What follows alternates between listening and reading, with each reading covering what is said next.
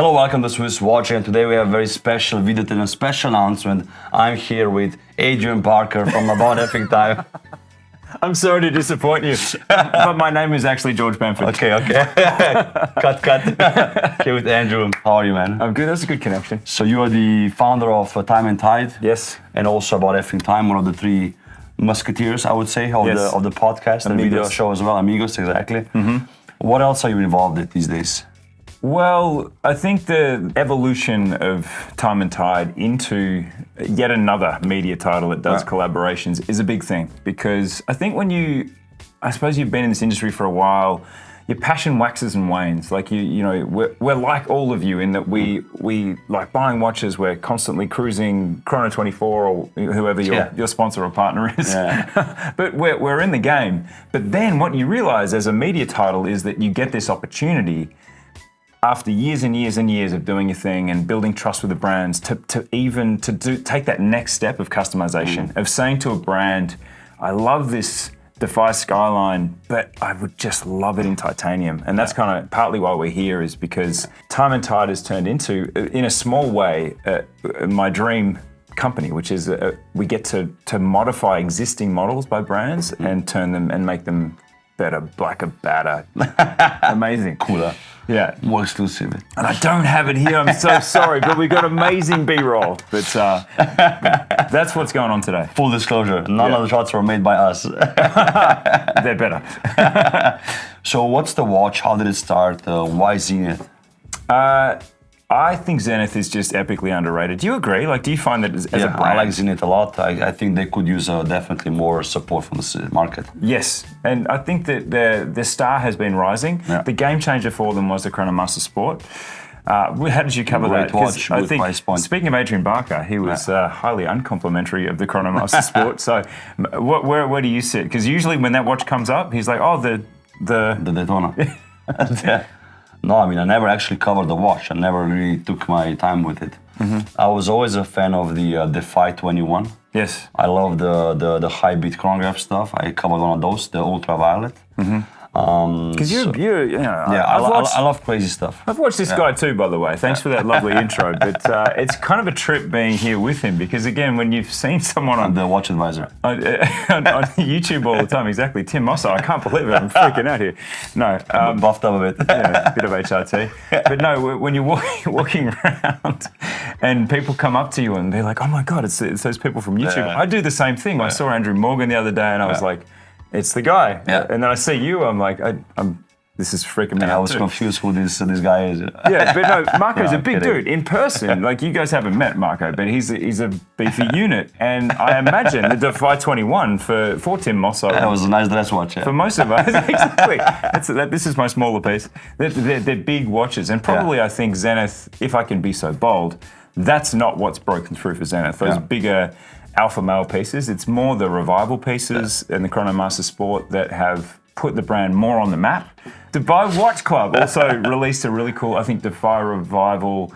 I'm going to get it wrong, but it's the yellow. I think it might be an A387. Maybe I'm bad with numbers. We'll put the picture up on the screen. Put the picture up. With the correct I love Zenith. Zenith are doing really creative things, and they're open to these collaborations, which has made me so much more into watches. Awesome. So you're basically launching a watch with them. What's the specs? What can people expect? Availability, pricing, all that jazz.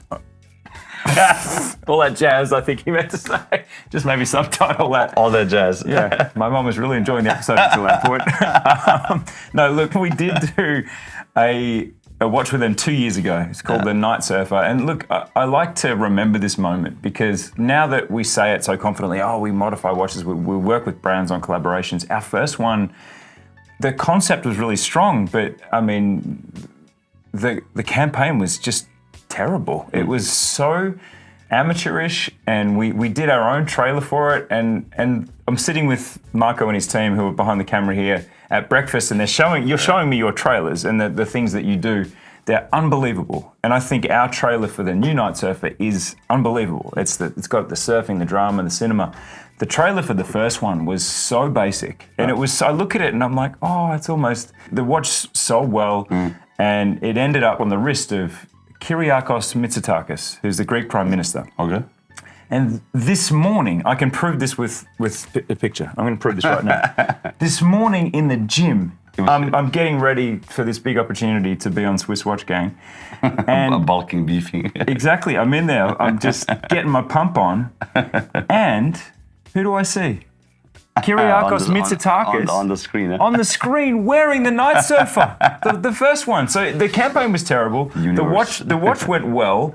And it was one of those watches, you know, there was a terrible era, and I blame Hodinkee partly for this, where there was this instant sellout of everything that went up. Remember that era where it was just like, 7 minutes. It was sold already. Yeah. Gone. It was, and there was no inventory online, probably. No. So that era was quite terrible. With our Night Surfer, it took some time. It took some days. It might have taken a week. I can't remember. But it sold quickly, but not like in that way. Mm-hmm. But the thing with the first one was the legend kind of built because it ended up on these famous wrists. So in January of this year, I went to LVMH Watch Week in Singapore. I sat with Romain Marietta, who's the head of product, and absolute Zenith, just super brain, knows everything.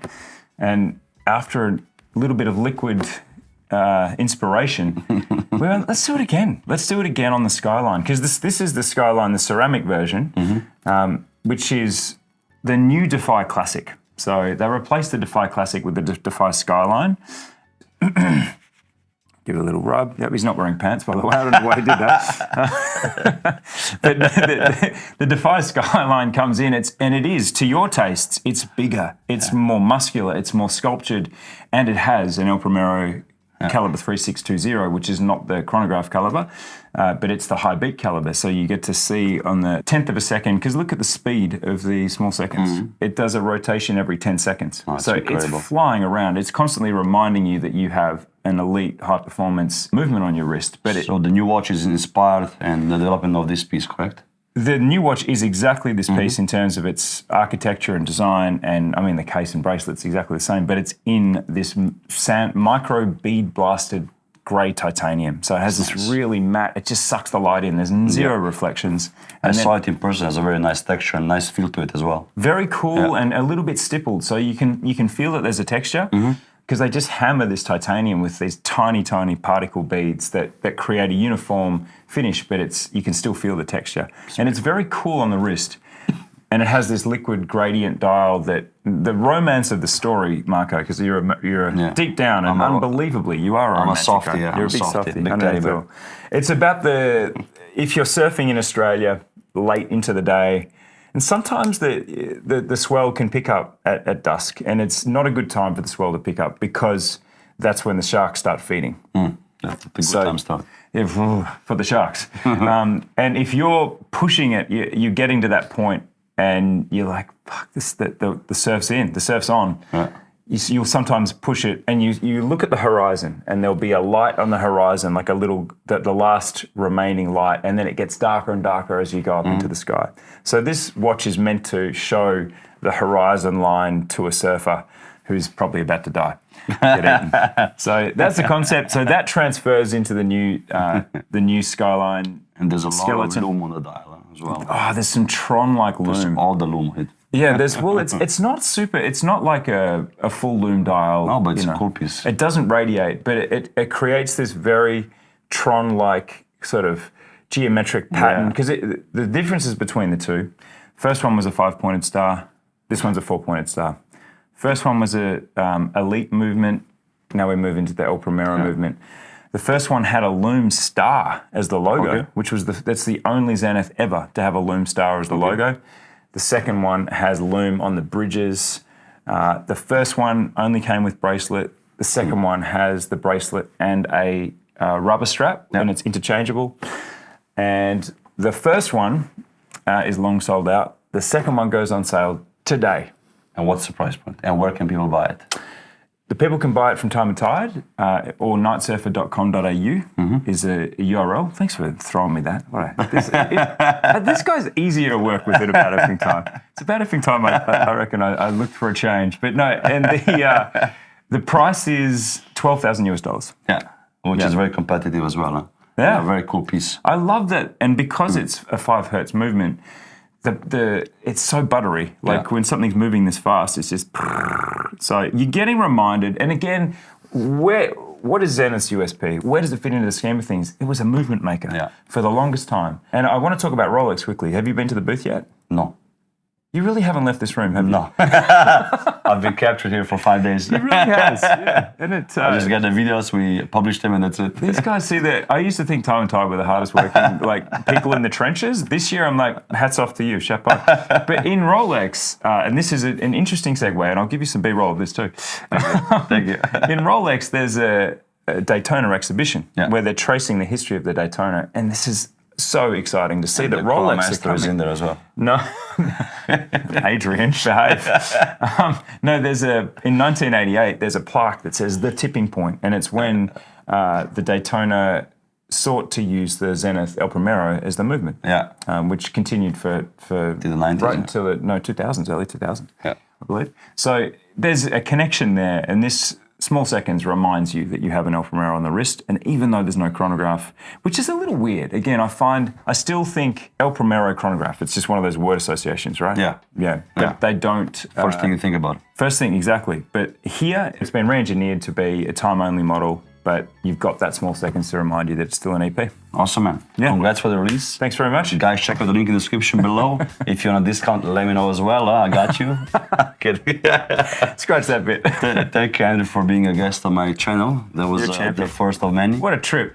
And, subscribe to Swiss Watch Gang. Subscribe to Swiss Watch Gang. 60% of people watching this now unsubscribe. Yeah, why, guys? What's your deal? I stole that from Adrian Barker as well. See you later. See you later, guys. Oh, man. That was fun. Good stuff, man.